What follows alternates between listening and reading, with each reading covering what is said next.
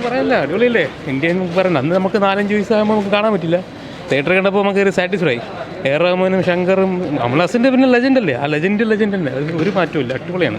നമുക്ക് ഒരു ബോറടിച്ചില്ല, നമുക്ക് സാറ്റിസ്ഫൈഡ് ആണ്. അത് ഇപ്പോഴത്തെ അന്നത്തെ ജനറേഷനിൽ അത് ഇപ്പം ഇന്നത്തെ ജനറേഷനിൽ ഇത് എടുത്തിട്ടുണ്ട്. പക്ഷേ അനിരുദ്ധിൻ്റെ പാട്ടുകൾ മാത്രമേ എനിക്കൊരു പോരായ്മ തോന്നിയിട്ടുള്ളൂ. ബിജിഎമ്മിൽ പൊളിക്കായിരിക്കും, പക്ഷേ അതർവൈസ് കുഴപ്പമൊന്നുമില്ല. ഇപ്പോഴത്തെ ജനറേഷൻ വെച്ചാൽ രീതിയിൽ എടുത്തിട്ടുണ്ട്, ഇനി അറിയാം. പിന്നെ കമലഹാസൻ്റെ ഒറ്റ പേരിൽ ആ പടം ഹിറ്റാവാൻ ചാൻസ് ഉണ്ട്, ആ ലെജൻഡിൻ്റെ അഭിനയം തന്നെ.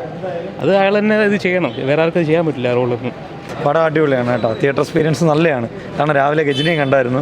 ഗജനി എനിക്ക് അതിൻ്റെ റീമാസ്റ്റേർഡ് അല്ലാത്തതുകൊണ്ട് തന്നെ അത്ര തിയേറ്റർ എക്സ്പീരിയൻസ് ഇഷ്ടമല്ല. പക്ഷേ ഇത് നല്ല തിയേറ്റർ എക്സ്പീരിയൻസ് നല്ലതാണ്. ഇവിടുത്തെ ഏറ്റവും പ്രത്യേകത എന്ന് പറഞ്ഞാൽ ഞാൻ ജനിച്ച വർഷം ഇറങ്ങിയ സിനിമയാണ്. അത് കുറേ തവണ TV കണ്ടിട്ടുണ്ട്. ശങ്കറിനെ എനിക്ക് ഏറ്റവും ഇഷ്ടപ്പെട്ട സിനിമയിൽ ഒന്നാണ്. അപ്പോൾ ഇനിയിപ്പോൾ ഇന്ത്യൻ 2 വരാൻ പോവാണ്. അതുകൊണ്ട് തന്നെ ഉറപ്പായിട്ടും തിയേറ്ററിൽ കാണുന്നത് നല്ലതായിരിക്കും. ഈ ഒരു പ്രതീക്ഷ എന്തായാലും നമുക്ക് അർപ്പിക്കാൻ പറ്റത്തില്ലല്ലോ. കാരണം ആ സമയത്ത് ഇറങ്ങിയ ശങ്കർ പടങ്ങളൊക്കെ വെച്ച് നോക്കിയാൽ ഇത് അന്നത്തെ കാലഘട്ടം, അന്നത്തെ പൊളിറ്റിക്സിന് പറഞ്ഞ സിനിമയാണ്. കാരണം അന്നത്തെ ഏറ്റവും ബ്രില്യൻറ്റ് മൂവിയല്ലേ. അത് എനിക്ക് തിയേറ്ററിൽ തന്നെ എക്സ്പീരിയൻസ് ഉണ്ടായിരുന്നു. ഇന്ത്യൻ 2 വേണ്ടി വെയിറ്റിംഗ് ആണ്. അതുകൊണ്ട് ഇത് കാണണമെന്ന് ആഗ്രഹിക്കുന്നവർ മിനി സ്ക്രീൻ മാത്രം കണ്ടവരായിരിക്കുമല്ലോ കൂടുതൽ. അതുകൊണ്ട് കാണണമെന്ന് ആഗ്രഹിക്കുന്ന ഉറപ്പായിട്ട് തിയേറ്ററിൽ തന്നെ വന്ന് കാണണം. ഒരു എക്സ്പീരിയൻസ് ആണ്. 2 വേണ്ടിയിട്ട് ഭയങ്കര വെയിറ്റിംഗ് ആണ്. പിന്നെ ഇത്രയും വർഷമാണെങ്കിലും തിയേറ്ററിലേക്ക് കേൾക്കുമ്പോൾ ആ ഒരു ക്വാളിറ്റി ഇപ്പോഴും നഷ്ടപ്പെട്ടിട്ടില്ല.